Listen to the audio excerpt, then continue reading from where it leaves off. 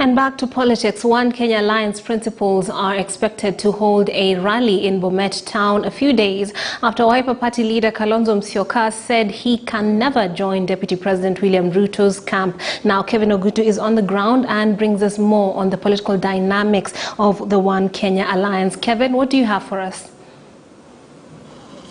Well, a very good afternoon, Trix, and this is the first time that the OKA Brigade will be touring Bomet County after, of course, that split that saw ANC party leader Musalia Mudavadi together with Ford Kenya party leader Moses Wetangula decamping to UDA under the Kenya Kwanza Alliance.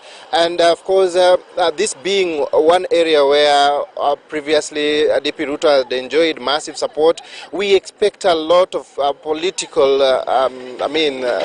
remarks to be made here. It's not really possible to just try to gauge to what extent we will see this. This, of course, being that season where political leaders are decamping from one faction to another. We are also putting our eyes to see what will be the latest, who will be joining One Kenya Alliance, or if at all there will be any member who will be leaving. Of course, this is just but part of the heightened political activities, and especially as we move towards the 9th February deadline for the resignation of state offices, and of course moving forward to the April 16th when the party primaries are expected to be concluded rather. So of course we expect a lot from these.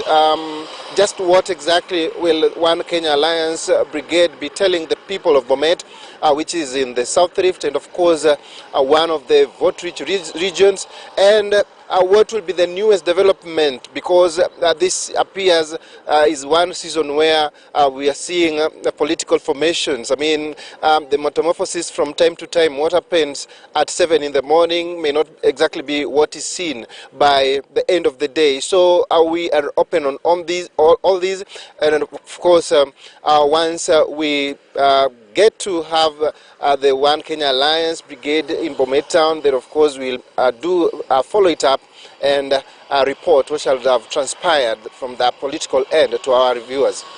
Okay, thank you very much, Kevin Ogutu. He shall be bringing us more as the day goes along and those events unfold. Let's move on to some sad news coming from Mandera County, where an improvised explosive device has claimed several lives. KTN News' Hamza Yusuf has those details for us. This is the pictures from the horrific Mandera bus attack that killed 13 people on the spot. The 14-seater